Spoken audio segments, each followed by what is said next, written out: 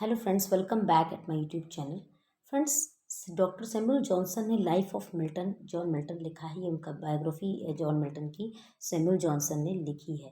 तो इसका मैंने लाइफ ऑफ मिल्टन पर वीडियो बनाया हुआ है। ऑलरेडी 2 वीडियोस हैं, 2 पार्ट्स अभी अपलोड कर पाई हूँ। ये है थर्ड पार्ट। इसकी मुझे रिक्वेस्ट आ रही थी कि लाइफ ऑफ मिल्टन को और आगे कंप्लीट करें, जो डॉक्टर सैमुअल जॉनसन जी ने लिखी है बायोग्राफी जॉन मिल्टन की। तो उसी को मैंने हिंदी और इंग्लिश दोनों में आपको ट्रांसलेट कर रही हूँ और बहुत ही ब्रीफली मैंने उसको एक्सप्लेन करने की कोशिश की है। तो डेफिनेटली अगर आपको वीडियो हेल्पफुल प्रूव होगा so please give the thumb of like और साथ ही साथ चैनल को सब्सक्राइब कर लें।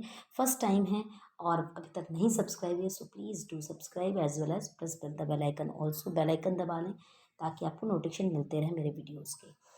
तो फ्रेंड्स, जॉन मिल्टन की वो आप स्टार्टिंग में क्या हमने पढ़ा है उसको आप वॉच कर सकते हैं। उन 2 पार्ट्स पड़े हुए हैं वीडियो के लाइफ ऑफ मिल्टन। तो अगर इस वीडियो को आप लास्ट तक देखेंगे तो जॉन मिल्टन की लाइफ के बारे में बहुत कुछ जानने को मिलेगा। उनकी राइटिंग स्किल्स, उनकी लाइफ, उनका जो करियर था, उनके कॉन्टेम्पोरेरी सोसाइटी थी, बहुत सारी चीज़ें हमें पता चलेंगी। तो जॉन मिल्टन को लेकर के भी आपका जो नोट्स और चीज़ें इलाबोरेट होती जाएंगी। बहुत डीपली आप उसको अंडरस्टैंड कर पाएंगे John Milton, poet John Milton को। So now let's start the video. So Milton's pamphlet हमने इसके पहले पढ़ा हुआ है, उनके बर्थ वगैरह के बारे में। अगर आपने नहीं देखा है तो उसको देख लीजिएगा। तो मिल्टन्स पैम्फलेट, मिल्टन की पैम्फलेट, पैम्फलेट मीन्स जो छोटी छोटी मैगजीन होती हैं। ये बात है सन 1640 के आसपास की। तो इस समय मिल्टन ने छोटी छोटी पत्रिकाओं को छपवाना स्टार्ट कर दिया था।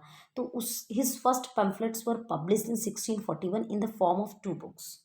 इस समय मिल्टन की पैम्फलेट आती है, फर्स्ट जो पैम्फलेट आती है वो 1641 में आती है और वो फॉर्म में आती है। किस फॉर्म में? 2 बुक्स के फॉर्म में आती है।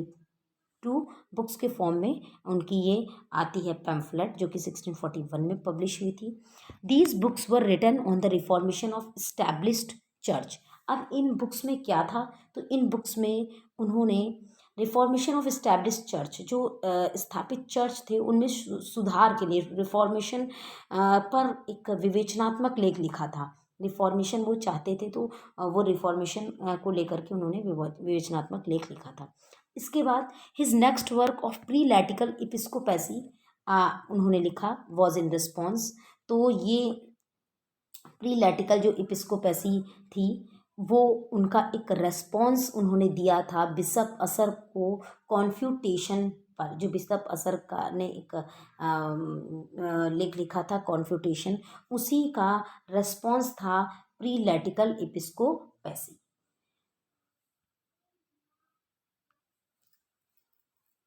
After then, his work, The Reason of Church Government Urged Against Prelacy, was published in 1642। इसके बाद जो उनका ये दूसरा वर्क था, एक इसे था the reason of church government urged against prelacy, ये आया और ये 1642 में पब्लिश हुआ था।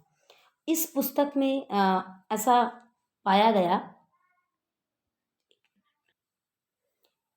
कि मिल्टन ने अपने अंदर एक असाधारण प्रतिभा का एहसास किया। जॉन मिल्टन को मतलब अपने अंदर कॉन्फिडेंस आ गया और उनको ये लगा कि नहीं, मैं कुछ और बहुत अच्छा कर सकता हूँ। और उन्होंने ये वादा किया कि वो कुछ ऐसा लिखेंगे कि अभी तो वो नहीं जानते हैं कि वो कुछ क्या ऐसा लिखेंगे, बट उनके दिमाग में एक पॉइंट था कि जो उनके देश के काम आएगा और उनके देश के सम्मान को ऊंचा उठाएगा या बढ़ाएगा। उनके जो उनके कंट्री का रिस्पेक्ट है, कुछ वो ऐसा लिखेंगे। तो ऐसा उनके अंदर कॉन्फिडेंस, जॉन मिल्टन के अंदर कॉन्फिडेंस आ गया ये इसे लिखने के बाद। और मिनट अब उसी साल उन्होंने उसी सब्जेक्ट पर, जो रिफॉर्मेशन ऑफ चर्च के को लेकर के जो उनका टॉपिक इस समय चल रहा था, जिस पर वो अपने पैम्फलेट्स लिख रहे थे, तो 2 और छोटी छोटी पैम्फलेट्स प्रकाशित करवाईं, ऐसा सैमुअल जॉनसन जी बताते हैं। और जिसमें कि उन्होंने एक में अपने विरोधियों के अभियोग को भी उत्तर दिया और जो उन्हें विश्वविद्यालय से निकाल दिया गया था उस चीज़ का रेस्पॉन्स था, उसमें उसका आंसर था, उत्तर था। इसी समय मिल्टन के जीवन में एक महत्वपूर्ण घटना घटित होती है। और क्या होता है? He married Mary Powell at the age of 35। उन्होंने मैरी पॉवेल नाम की एक महिला से, युवती से शादी कर लिया, जो कि एक न्यायाधीश की पुत्री थी। और उस समय मिल्टन की उम्र 35 थी। 35 साल के मिल्टन थे और अब वो एक हैप्पी मैरिड लाइफ बिताने के इच्छुक थे, इसलिए उन्होंने मैरी पॉवेल से शादी की। लेकिन क्या हुआ कि उनकी जो स्टडीज़ की हैबिट्स थी, पढ़ाई करने की आदत थी और जो वो एजुकेशन देते थे एक छोटा सा स्कूल टाइप में चला करके जो, तो उनकी पत्नी को उनकी शिक्षा देने की प्रणाली स्वीकार्य नहीं थी। उनको ये चीज़ अच्छी नहीं लगी जो वो पढ़ाते थे और इतना इन्वॉल्व रहते थे पढ़ाई में। तो वो मिल्टन को 1 महीने के बाद ही छोड़ कर के चली गई थीं। और मिल्टन ने इसके लिए क्या हुआ, मिल्टन को जब वो she left Milton after a month, 1 महीने के बाद ही छोड़कर चली गई Mary Powell.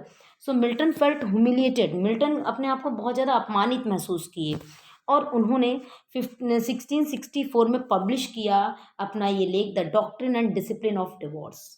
And this was followed by the judgment of Martin Bucer concerning divorce. जो मार्टिन बूसर का इसे था कंसर्निंग डिवोर्स को लेकर के, उसी के को फॉलो करते हुए उन्होंने लिखा the doctrine and discipline of divorce. 1664 में, तो बहुत ही फेमस ऐसे है ये जॉन मिल्टन का। और जो वो दुखी थे, अपनी क्षुब्ध हो गए थे अपनी इस मैरिड लाइफ से को लेकर के, तो उस चीज़ को उन्होंने इसमें टारगेट किया हुआ है। तो जो ये ऐसे इनका आया 1664 में। इसके बाद उनका दूसरे ही अगले ही वर्ष दूसरा एक लेख प्रकाशित हुआ। जो दूसरे वर्क थे वो थे tetrachordon expositions upon the 4 chief places of scripture which treat of marriage. ये कुछ इनके और एसेज आए, जो लेख आए। तो इसके बाद क्या हुआ, उनके ये लेख आने के बाद जो उस समय का पादरी वर्ग था, वो उनके इन सिद्धांतों के विरोध में था। और इसके रिस्पॉन्स में मिल्टन क्या हुआ, जब ये सारे लेख जब निकले, मिल्टन ने ये लेख अपने लिखे पब्लिश करवाए, तो इसके रिस्पॉन्स में मिल्टन को प्रेस्बाइटेरियंस का शत्रु बना दिया गया। The clergy opposed those doctrines, in doctrines का क्लर्गी लोगों ने, पादरी लोगों ने विरोध किया, और जिससे कि this made Milton an enemy of Presbyterians. Milton Presbyterians के एनिमी बन गए। प्रेस्बाइटेरियंस कौन थे, तो ये थे मेंबर्स ऑफ प्रोटेस्टेंट चर्च, तो चर्च के मेंबर्स थे ये लोग। उस समय जो चर्च की सुप्रीमेसी थी और चर्च के ही ये लोग मेंबर थे। अब इसके बाद क्या था, इनका एक दूसरा लेख आता है। एक्चुअली इसके इन उनके इसके अलावा मिल्टन ने अपने सिद्धांतों का क्रियान्वयन प्रारंभ कर दिया था। और एक डॉक्टर डेविस थे, उनकी जो बेटी थी, उनके साथ उनका कुछ अफेयर वगैरह भी स्टार्ट हो गए थे। लेकिन ये जो उनके उन अफेयर्स की वजह से उनके पत्नी, उनके रिश्तेदार सभी बहुत ज़्यादा संतुष्ट नहीं थे और अब उन लोगों को नाराज़गी थी। और जिसकी वजह से उनकी पत्नी आई और उनके समक्ष उसने एक तरीके से माफ़ी मांगी, जो उसने किया था कि 1 महीने बाद ही छोड़कर चली गई, उनको नहीं समझा, तो उसने उनके सामने उनसे माफ़ी मांगी। अब मिल्टन ने उदारता जो दिखाई कि उन्होंने अपनी पत्नी को माफ़ कर दिया। अब इसके बाद फिर क्या होता है, अब उनका फिर से वर्क एक आता है एरोपेजिटिका। एरोपेजिटिका वेरी वेल आप जानते हो सब अच्छे से। तो a speech of Milton for the liberty of unlicensed printing to the parliament of England. This prose tract published in 1644। ये एक प्रोज ट्रैक्ट था और एक स्पीच थी और 1644 में पब्लिश हुआ था, जो कि उनका प्रकाशन की स्वतंत्रता को लेकर के इसमें उन्होंने वकालत किया था, अनलाइसेंस्ड प्रेस। तो प्रकाशन की स्वतंत्रता को लेकर के इसमें उन्होंने लिखा था एक लेख, जो कि पार्लियामेंट को लेकर के एड्रेस किया था, इंग्लैंड की पार्लियामेंट को। अब अपने इन कार्यों में व्यस्त होने के बावजूद मिल्टन जो थे पूरी तरीके से, मतलब उनके माइंड में हमेशा पोइट्री बसी हुई थी और वो पोइट्री लिखने में बिजी रहते थे। इस समय के आसपास उनकी कुछ लैटिन और अंग्रेजी कविताओं का संग्रह भी आ गया था। Milton also published a collection of his Latin and English poems. अब उसमें लैटिन और इंग्लिश पोएम्स में थी उनकी, among which were included L'Allegro and Il Penseroso. तो L'Allegro and Il Penseroso उनकी जो थी, ये भी उसी में कविताएं आई थी।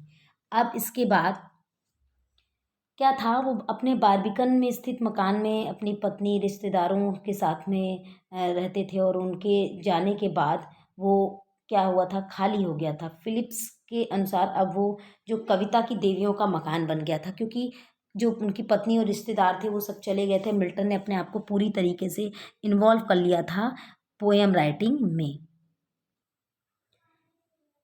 क्योंकि धीरे धीरे अब उनके जो पढ़ने वाले छात्र थे उनकी संख्या भी कम हो गई थी, और आने वाले समय में मिल्टन ने बहुत सारी विवादास्पद छोटी पत्रिकाएं प्रकाशित की।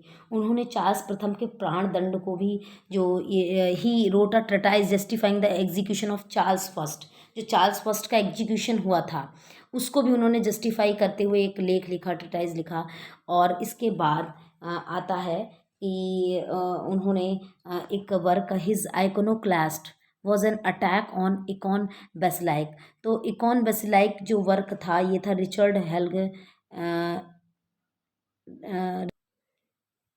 हेल्गरसन की ऑटोबायोग्राफी थी, इकॉन बेसिलाइक। इसी पर डायरेक्ट जॉन मिल्टन ने अपने वर्क आइकोनोक्लास्ट्स, अपने लेख आइकोनोक्लास्ट्स के थ्रू एक आक्रमण टाइप में किया था, जिसके बाद चार्ल्स द्वितीय ने हॉलैंड में पनाह ली हुई थी और सेल्मेसियस को उन्होंने अपॉइंट किया, चार्ल्स सेकंड सेल्मेसियस जो उनका बेटा था, to write a defence of his father and of monarchy. उन्होंने चार्ल्स सेकंड ने अपने बेटे सेल्मेसियस को बोला कि वो अपने फादर के डिफेंस में और अपने मोनार्की के डिफेंस में कुछ लिखे। तो क्या हुआ कि सेल्मेसियस की भाषा जो थी वो उसने सेल्मेसियस ने एक लेख तो लिखा, लेकिन उसकी भाषा पर अच्छी पकड़ थी और उन्होंने 1649 में लिखा वर्क सेल्मेसियस पब्लिश डिफेंसियो रेजिया इन 1649। सेल्मेसियस ने डिफेंसियो रेजिया 1649 में पब्लिश किया, जिसके प्रत्युत्तर में जिम्मेदारी मिल्टन पर आ गई कि उसका रिस्पॉन्स दें, और उन्होंने 1651 में ये जिम्मेदारी इस प्रकार से निभाई कि होप्स ने ऐलान कर दिया था कि ये अनिश्चितता की स्थिति में है, ये नहीं बता सकते कि किसकी भाषा बेहतर है और किसके तर्क ज़्यादा बुरे हैं। अब मिल्टन द्वारा रचित प्रतिरक्षात्मक पुस्तक का नाम था डिफेंसियो पॉपुलर। अभी आगे हम उसको देखते हैं। In 1650, Milton replied in Defensio Populi in 1650। दरअसल मिल्टन ने सेल्मेसियस के द्वारा जो प्रयुक्त लैटिन था, मतलब जो सेल्मेसियस ने लैटिन में जो पोएम लिखी थी डिफेंसियो रेजिया, उसका मजाक उड़ाया और उनके उत्तर में उसी का रिस्पॉन्स एक प्रकार से इस व्यंग के रूप में दिया। तो मिल्टन को 1000 पाउंड इनाम के रूप में मिले और उनकी ये पुस्तक अत्यंत लोकप्रिय हुई। दुर्भाग्य से इस समय तक जो उनकी आईसाइट थी बहुत ज़्यादा वीक हो रही थी, परंतु उनके जोश में कोई कमी नहीं आई थी, उनके उत्साह में कोई कमी नहीं आई थी। उनके उत्साह, जो लेखन के लिए उनका उत्साह था, पर्याप्त था कि वो बहुत अच्छा करने वाले हैं। अब मिल्टन अब भी क्रॉमवेल के लिए लैटिन सचिव का कार्यभार संभाले हुए थे। He continue to be the Latin secretary of Cromwell and to be engaged in political controversies. और एक सचिव का कार्य संभाले हुए थे, सेक्रेटरी का क्रॉमवेल के, और राजनीतिक विवादों में घिरे रहते थे। लेकिन मिल्टन का जो वैवाहिक जीवन था, अभी हमने पढ़ा ही हुआ स्टार्टिंग में, वो बहुत आनंदपूर्ण नहीं था। उनकी पहली पत्नी जो थी, his first wife died in child birth में उसकी डेथ हो गई। इसके बाद बहुत जल्दी ही मिल्टन ने कैप्टन वुडकॉक की जो पुत्री थी कैथरीन, मिल्टन मैरिड सुन कैथरीन वुडकॉक, तो कैथरीन वुडकॉक से उन्होंने शादी कर ली मिल्टन ने। हालांकि जो दूसरी उनकी वाइफ थी वो थोड़ा सा सिंपैथिक मूड थी और अच्छी थी उनकी फर्स्ट वाइफ के कंपैरेटिवली, लेकिन थोड़ा बहुत मिल्टन से उसकी मतलब विचारधारा मिलती थी, लेकिन वो भी 1 ईयर के अंदर ही, she was also died within a year of childbirth के दौरान उसकी भी डेथ हो जाती है, सेकेंड वाइफ की भी।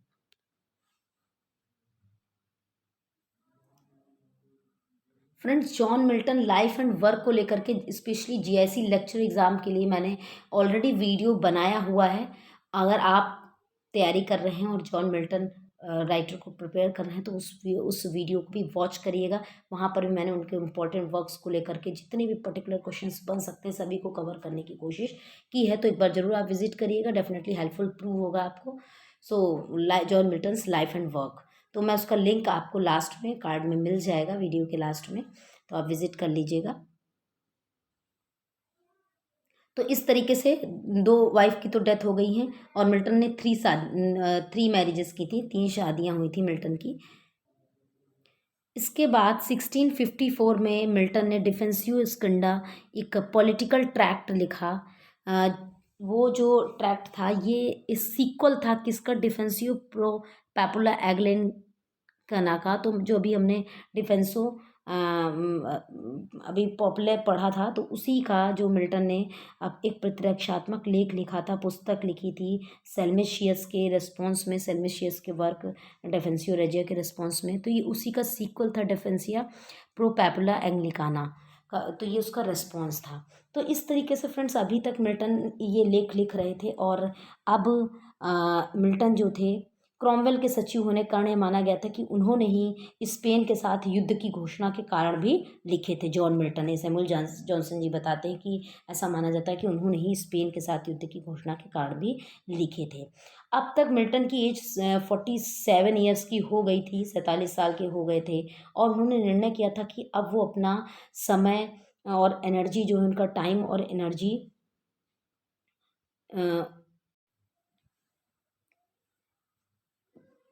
महत्वपूर्ण कृतियों की रचना में लगाएंगे। जैसा कि उनके दिमाग में स्टार्टिंग से ही एक प्लानिंग थी कि वो भविष्य के लिए, कि वो एक कुछ बड़ा लिखेंगे, कुछ अच्छा करेंगे अपने कंट्री के लिए, अपने कंट्री के नेम के लिए, फेम के लिए और अपने लिए। तो कुछ उनके माइंड में एक यूनिक जो आइडियाज़ थे, प्लान थे। तो अब उन्होंने अपने आप को सोचा कि मैं अपना पूरा टाइम और अपनी एनर्जी उसको फुलफ़िल करने के लिए लगाऊँ, अपने उस जो मैंने टारगेट लिया उसको पूरा करने के लिए लगाऊँ, क्योंकि 47 ईयर्स लगभग उनकी हो चुकी थी। और उनकी योजना थी कि भविष्य में एक ऐसा महाकाव्य की रचना करेंगे और अपने देश के इतिहास पर एक पुस्तक लिखेंगे, लैटिन भाषा के एक शब्दकोश की रचना करेंगे। ये सब मिल्टन के प्लान थे, सैमुअल जॉनसन जी बताते हैं। परंतु मिल्टन अब तक पूर्णतया अंधे हो चुके थे, अब तक मिल्टन ब्लाइंड हो चुके थे पूरी तरह। और इस कारण उन स्वाभाविक तौर से अब उनके लिए शब्दकोश के लिए शब्द एकत्रित करना एक असंभव कार्य था, क्योंकि इसके लिए बहुत ज़्यादा सूक्ष्म निरीक्षण और एक विस्तृत तुलना की आवश्यकता होती थी। फिर भी उन्होंने शब्दों को संकलित करने का पूर्ण प्रयत्न किया। जहाँ तक इतिहास की पुस्तक का प्रश्न है, मिल्टन को अपना वर्णनात्मक कथन नॉर्मन आक्रमण के काल पर रोक देना पड़ा, इन्हीं कठिनाइयों के कारण। मतलब नॉर्मन कॉन्क्वेस्ट तक उन्होंने अपना डिस्क्रिप्शन दिया और उसके बाद इनको उनको स्टॉप करना पड़ा। परंतु एक महाकाव्य लिखने की जो मिल्टन की योजना थी वो सफल रही। और जॉनसन ने हमें इस महाकाव्य के दो पूर्व के प्रारूप उपलब्ध कराए हैं। प्रारंभ में मिल्टन एक मिस्ट्री नाटक लिखने की कोशिश की थी मिल्टन ने, जिसमें उन्होंने एडम, ईव, सैटर्न के भाग्य को दर्शाने का प्रयत्न किया था। इस तरीके से मतलब सैमुअल जॉनसन जी हमें बताना चाहते हैं कि स्टार्टिंग से ही एडम, ईव और सैटर्न ये कैरेक्टर्स जॉन मिल्टन के माइंड में थे कि इनको लेकर के उनको एक महाकाव्य लिखना है। तो एक एक ड्राफ्टिंग टाइप में प्रेजेंट किया है। तो और दूसरा ड्राफ्ट जो पता चलता है वो ये कि मिल्टन अब नाटक लिखने की बजाय महाकाव्य लिखने की योजना बना रहे थे। आविष्कार ही वह साहित्यिक श्रम है जिसमें नेत्रहीनता अवरोध पैदा नहीं कर सकती है। इसलिए उन्होंने अपने एकाकीपन को सांत्वना देने के लिए अपनी कल्पना शक्ति को स्वतंत्र छोड़ दिया था, मतलब अपने इमेजिनेटिव पावर को एकदम फ्री कर दिया था। और उनको अपने को अपनी कविताओं के माधुर्य के द्वारा बहलाया करते थे, कि वो इतनी अच्छी पोएम्स लिखते थे, उसी में इंडल्ज रहते थे और अपने को उसी से एंटरटेन करते रहते थे। अपनी पोएम्स में ही, अपनी पोएम्स की खूबसूरती में ही खोए रहते थे, अपने इस टैलेंट में ही। और अब उनके माइंड में तो प्लान चल ही रहा था कि महाकाव्य लिखना है, और क्या थे, सारी ड्राफ्टिंग उनके माइंड में थी जॉन मिल्टन जी के। अब क्या था इस बीच, जो राजतंत्र था, मतलब मोनार्की का रिस्टोरेशन होने वाला था, तो उसकी भी धमकी मिल्टन को मतलब पता चल रही थी, मिल्टन को मिली। और इससे कि मिल्टन की जो ये प्लानिंग थी थोड़ा सा डिस्टर्ब हुई। और मिल्टन ने लेकिन फिर से अपने को, स्वयं को, अपने उद्देश्य को खतरे में पाया। तो उन्होंने आशा नहीं खोई, उन्होंने फिर भी अपने को एनर्जेटिक बनाए रखा और होप रखी। और इसको लेकर के उन्होंने एक छोटी सी मैगजीन भी निकाली, जिससे कि सारे मामले शांत हो जाए। और इस पुस्तक का नाम था a ready and easy way to establish a free commonwealth. तो फ्रेंड्स, मैं यहीं पर इस वीडियो को अब एंड करूँगी, और इसके बाद हम यहीं से स्टार्ट करेंगे कि जो उन्होंने एक छोटी सी मैगजीन निकाली थी, जिससे कि सारे मामले शांत हो जाए, a ready and easy way to establish a free commonwealth. और इसके बाद मिल्टन के जो 3 ग्रेट वर्क्स आए, उनको लेकर के आगे का जो नेक्स्ट वीडियो होगा उस पर होगा part 4, life of John Milton. क्योंकि इतना बहुत बड़ा हो जाएगा, अगर एक ही बार में हम पूरा पढ़ेंगे तो वीडियो बहुत बड़ा होता जा रहा है। इवन मैं बहुत फास्ट बोल रही हूँ, बहुत फास्ट उसको कंप्लीट कराने की कोशिश कर रही हूँ। तो क्योंकि काफ़ी लंबा हो रहा है वीडियो, तो ये बोरिंग हो जाता है, फिर आपको भी पढ़ने में इंटरेस्ट उतना नहीं आएगा। तो चलिए, मिलूंगी फिर नेक्स्ट वीडियो में। टिल देन, आप अच्छा करते रहिए और आप वीडियोस को वॉच करिएगा, पूरा वॉच करिएगा, जहाँ भी कन्फ्यूजन है, डाउट है, और your comments are kindly invited if there is suggestion and any request or any suggestion. So thanks for watching. और चैनल अभी भी नहीं सब्सक्राइब किया है, so please do subscribe and please give the thumb of like. Like करें, share करें, and thanks for watching.